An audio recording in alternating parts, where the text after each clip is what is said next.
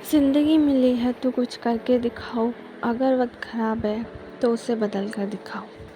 हर सफल लोगों में एक बात समान होती है, वो हर हाल में बस अपनी मंजिल को पाना चाहते हैं एंड वो पाना चाहते हैं एंड वो पाकर भी रहते हैं।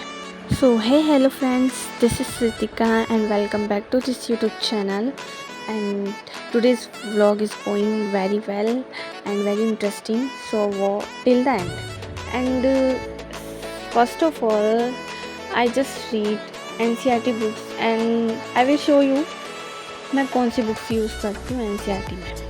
सो आई थिंक मैंने आपको शो कर दिया है। एंड पहले तो देख लो, मेरी जो टेबल है बिल्कुल मैसी हो रखी थी, तो आई थिंक कि मुझे इसको साफ़ करना चाहिए था।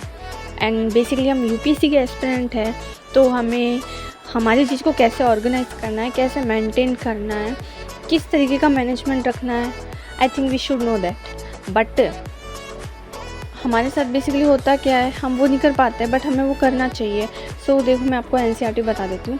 6th से लेके 6th की मैं अभी नहीं पढ़ रही हूँ, मैं अभी मेन पढ़ रही हूँ 11th 12th की। तो उन दोनों की तो ज्योग्राफी, जो कि 2 पार्ट्स में डिवाइडेड है, एंड देन उसके बाद में हिस्ट्री पढ़ रही हूँ। 12th की हिस्ट्री 3 पार्ट्स में डिवाइडेड है एंड 11th की हिस्ट्री 1 पार्ट ही है, बट वो बहुत मोटी है। आई थिंक वो मेरी रीड की हुई नहीं है, तो मुझे लगा इम्पोर्टेंट है, रीड करनी चाहिए। देन ये देखो 12th की है, पॉलिटिकल साइंस की। सो ये 2 बुक हैं, 2 भी 2 पार्ट्स में डिवाइडेड है, तो आई थिंक मुझे ये भी करना। 12th की ज्योग्राफी है, वो भी 2 पार्ट्स में डिवाइडेड है। तो ये सभी 11th 12th की NCERT है, political science, geography and history. So you can see that this is book of class 11 NCERT geography. So चलो हमारा सेशन स्टार्ट करते हैं। ये सभी बुक्स हैं जो मुझे स्टडी करनी है, एंड इनको लगभग 1 मंथ के अंदर मैं कंप्लीट करूँगी, बिकॉज मेरे पास टाइम कम है। सो स्टार्ट करते हैं व्लॉग। एंड मैं अभी स्टार्ट कर रही हूँ क्लास 6 की ज्योग्राफी। वो मेरी टोटली रीड की हुई है, बट मुझे लगा कि मुझे एक बार और रिवाइज करना चाहिए NCERT को, बिकॉज रेफरेंस बुक्स तो मेरी चल रही है, बट हमारा बेसिक अगर कवर ही नहीं हुआ तो हमें रेफरेंस बुक्स का पढ़ने का मतलब ही क्या, लॉजिक क्या हो रहा है उसका। सो उस लॉजिक को कंप्लीट करना है। सो इस बुक में हम सोलर सिस्टम के बारे में पढ़ा है मैंने। सो सोलर सिस्टम क्या है, कितने प्लैनेट्स हैं, हमारा यूनिवर्स कैसे वर्क करता है, टोटली इसमें है। सो देन इनके मैंने सेल्फ हैंडमेड नोट्स बनाए, and you can see that कैसे मेरे नोट्स हैं, शॉर्ट फॉर्म्स में लिखे हैं, क्लियर लिखे हैं। एंड आपसे यही रिकमेंड करना चाहूँगी कि आप सभी अपने हैंडमेड नोट्स को यूज़ करो, बिकॉज वो आपको अच्छे से प्रॉपर समझ में भी आएंगे, एंड आप कैसे बनाते हो, कैसे स्टडी करते हो, ये आपके लिए बेस्ट रहेगा। सो ये मैंने खुद से बनाए हैं, हर चीज़ को शॉर्ट करने की कोशिश की, बिकॉज सब याद है, रीड करने की ज़रूरत है। सो ये नोट्स हमारे पास अवेलेबल होने चाहिए कि जब भी हम फ्री टाइम में रहें, उठाओ, इनको लर्न करो, हमारा बेसिक कवर होगा। सो आपसे जितना हो उतना NCERT पढ़ो, उसको अच्छे से लर्न करो। एंड सेकेंड थिंग इज़, आपके नोट्स है ना, वो प्रॉपर होने चाहिए। हैंड राइटिंग मैटर नहीं करती है, बिकॉज़ वो आपको समझ आ रहा है वो बहुत है, हमें किसी को हैंड राइटिंग शो करने की ज़रूरत नहीं है। एंड मेरा थर्ड पर्सन ये है, थर्ड थिंग इज़, मेरा प्रपोज़ल ये है कि मेरा जो वीडियोस सभी जो लोग देखते हैं, एंड आई डोंट नो कैसा लगता है कैसा नहीं, बट मैं इसको इंटरेस्टिंग बनाने की कोशिश करती हूँ, वॉइस ओवर बहुत अच्छे से करने की कोशिश करती हूँ। एंड मैं चाहती हूँ कि मेरे व्लॉग से आप सभी कुछ नया सीख कर जाएँ, मोटिवेशन लेके जाएँ, एंड मेरे व्लॉग से आपको बहुत अच्छा मोटिवेशन मिलेगी, ताकि आप अपनी स्टडी को प्रॉपर तरीके से कर पाएँ। सो मैंने आपको अपनी बुक दिखाई है किस तरीके से मैंने उसे स्टडी किया है। सो फर्स्ट चैप्टर के नोट्स मैंने बना लिए, बाकी के मैं बना लूँगी, एंड 1 मंथ का टारगेट बनाया है। सो इन NCERTs को अच्छे से याद कर लेना है। एंड फ्रेंड्स, मैं ना UPSC IAS का एग्ज़ाम के साथ साथ मैं अपने स्टेट PCS RS का एग्ज़ाम भी दूंगी, because I am from Rajasthan, Jaipur.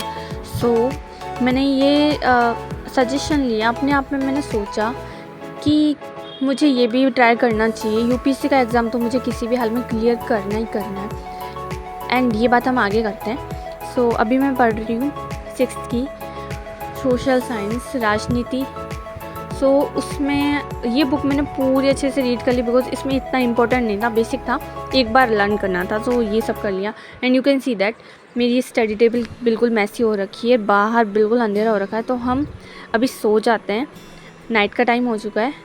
अगला मतलब मॉर्निंग में आपको व्लॉग पूरा दिखेगा, सो अभी सो लेते हैं। सो मॉर्निंग हो चुकी है, good morning friends. And you can see that मेरी टेबल कुछ ऐसी हो रखी है, नाइट में मैंने ऐसे ही छोड़ दी थी, इसे भी सही करेंगे। पूरा घर का काम मैंने कर लिया है। एंड देखो मैं नहा कर आ चुकी हूँ, अपने बालों को सही कर रही हूँ। एंड उसके बाद मैंने हिस्ट्री की रीडिंग की एंड आपके लिए कुछ क्लिप देखी, इसे देख लो एक बार। अगर मुझे पराया करना था तो फिर आप मुझे यहाँ लेकर ही क्यों आए? ठीक है, मैं यहाँ से अभी चली जाती हूँ। अरे आपने तो कहा था चाचू, ये आपके दोस्त परफ्यूम प्रसाद की बेटी है। आपने कहा था एक हफ्ता यहाँ रहेगी, आप पूछ रहे कौन है? परफ्यूम प्रसाद की बेटी? मैं से यहाँ लाया? आपने कहा था किसी जॉब इंटरव्यू के लिए इंडिया आई है। सच में? मैंने जो कुछ कहा तो मैं सभी याद है, पर मुझे कुछ याद नहीं। आप भुलक्कड़ हो गए हो। सो फ्रेंड्स, मुझे कमेंट में बताना आप लोगों में से किस किस को साउथ इंडियन मूवीज़ पसंद है। सो मेरी बहन देख रही थी तो मैंने छोटी सी क्लिप ऐड कर दी। एंड उसके बाद मैंने एप्पल को कट किया एंड उसका नाश्ता कर लिया, भूख लग रही थी। एंड देखो दोपहर का टाइम हो रहा था, तो कुछ ऐसा हो रहा था घर का हाल, मैं इन्हीं में पड़ रही थी, ठंड थी ना इस वजह से। सो सबको सही किया, पूरे रूम को अच्छे से मेंटेन कर लिया, फिर झाड़ू वगैरह कर ली। ये देखो माता रानी के लिए मेरी मम्मी ने ये अलग से सजा कर रखा था बिकॉज़ आज उन्होंने फास्ट किया है, सो इसको भी हम अलग जगह सेट करेंगे।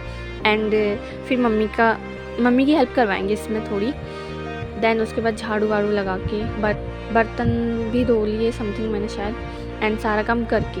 एंड अभी मम्मी के साथ मैं पूजा कर रही हूँ बिकॉज़ उनका फास्ट है, नवरात्रि का नहीं है, वो कुछ शुक्रवार के फ्राइडे के कुछ फास्ट करती हैं बिकॉज सम रीज़न।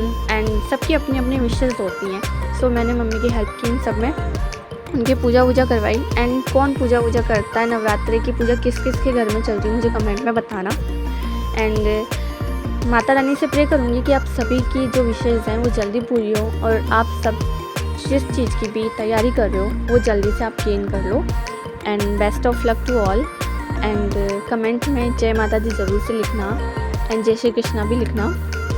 तो मम्मी की पूजा वूजा करवाने के बाद मैंने अपने स्लॉट को स्टार्ट किया। एंड आज का व्लॉग आई नो दैट बहुत लंबा है, बट मैंने कोशिश की कि मैं व्लॉग में आपके साथ सब शेयर करूं। सो आई थिंक मैंने सब शेयर किया भी है। सो मैंने करंट अफेयर किए हैं दृष्टि वेबसाइट से। सो उसको करने के बाद मैंने स्टडी टेबल को रख दिया, स्टडी टेबल पे बुक को रख दिया। एंड उसके बाद चाय पीने चली गई मैं। एंड चाय वाय पी कर मैं आई बर्तन धोने। आप सभी के लिए एक मोटिवेशन। मैं कहता हूँ 6 महीने के लिए गायब हो जाओ, 6 महीने के लिए बंद कर लो अपने कमरे में, दुनिया वालों को लगे ये मर गया है, किसी को कोई अता पता ना चले। और 6 महीने खुद पर इतनी मेहनत करो, इतनी मेहनत करो, खुद को इतना समय दो कि दुनिया भर के लोग आपका समय लेने के लिए अपना समय लगाए। When no one trusts you, trust yourself. You are going to make a magic one day. और जब आप मैजिक करोगे ना, ये जो लोग आप पे भरोसा नहीं कर रहे थे, जो लोग आप पे बिलीव नहीं कर रहे थे, आपका अदर्स का एक इनबॉक्स होता है सोशल मीडिया पे, वो भरा रहेगा पूरा। एक बार आपसे बात करने को लोग तरस रहे होंगे। लोग पत्थर में बसे भगवान को पूजते हैं, लेकिन भगवान के रूप में मिले माँ बाप को भूल जाते हैं। क्या ये सही है अंकल?